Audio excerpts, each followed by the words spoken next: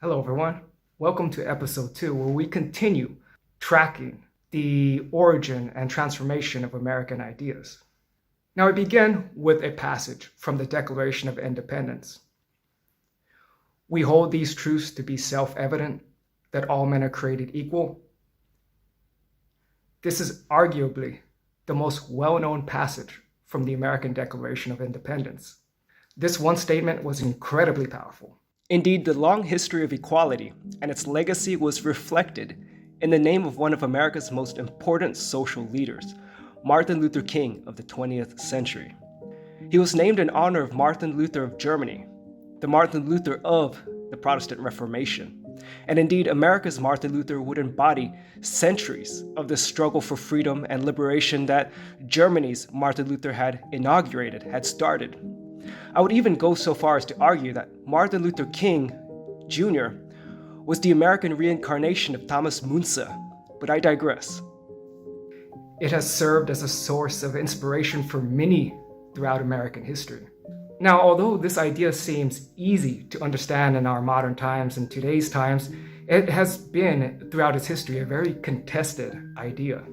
Specifically, with what do we mean precisely when we use the word equality?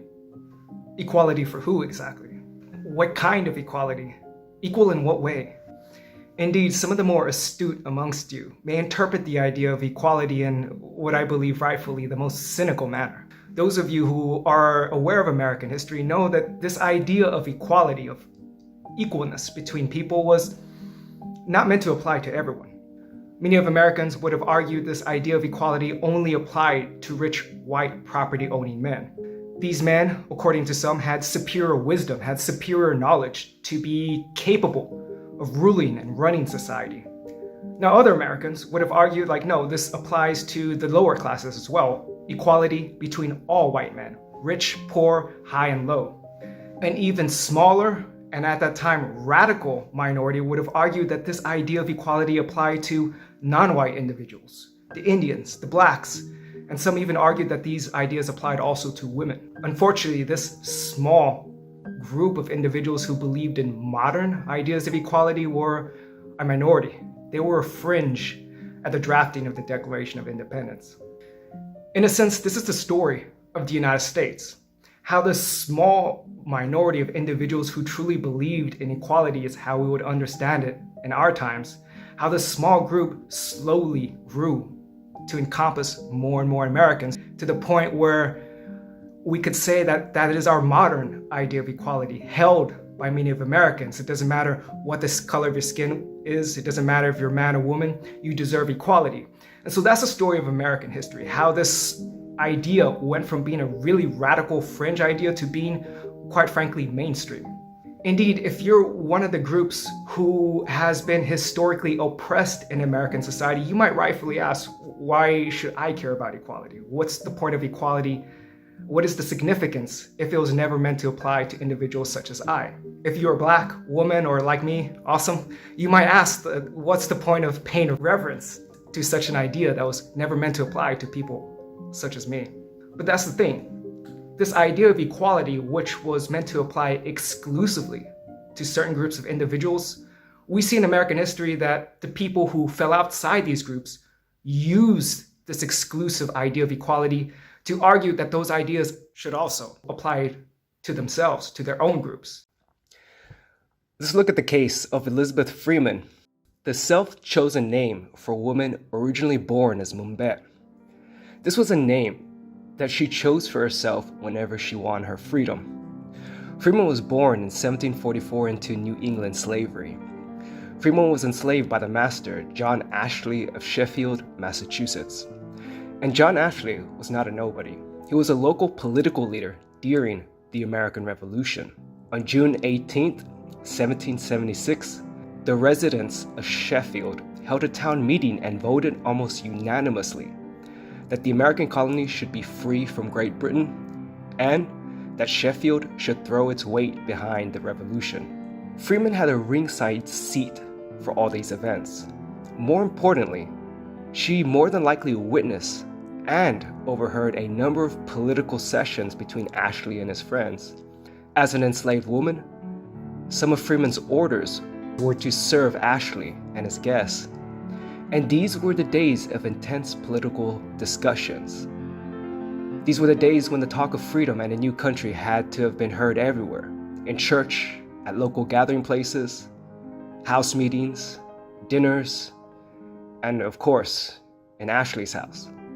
Apparently, Freeman had heard the Declaration of Independence read out loud. She believed that the idea that all men are created equal applied to her. Though she was not a man, not white, and not free, she still believed this idea applied to her. And the courts agreed with her. The courts believed that Freeman could not legally be held as a slave and must be set free. Indeed, if you look at the start of the women's rights movement in the United States, if you look at the founding document of that movement, the Declaration of Rights and Sentiments, it was essentially a modernization or updating of the Declaration of Independence, that women were excluded originally, and so they're essentially taking this exclusive idea and broadening it up, opening it up.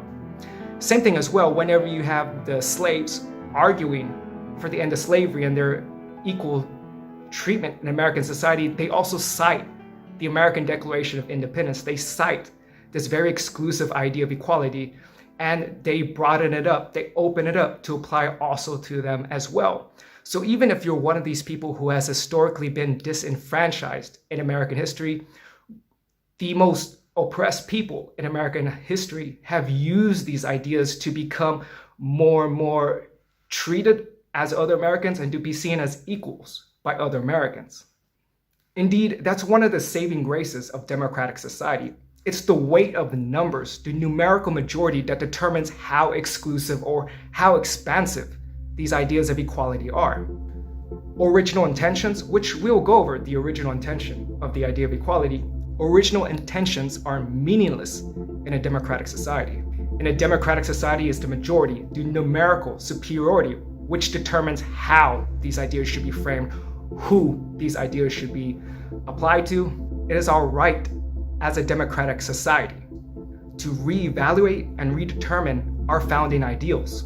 And this is symbolized in American history with the symbol of the unfinished pyramid. The unfinished pyramid symbolizes the fact that our culture, our values, our society are always and eternally undergoing a state of construction and reconstruction. Our forms of government are never complete. But this idea of a constantly changing, constructing and reconstructing society is also embedded in the American Constitution. The Constitution of the United States provides the legal means to add amendments, take away amendments, to add rights, and to take away rights. But I digress. We're going to come back to the ideas of equality.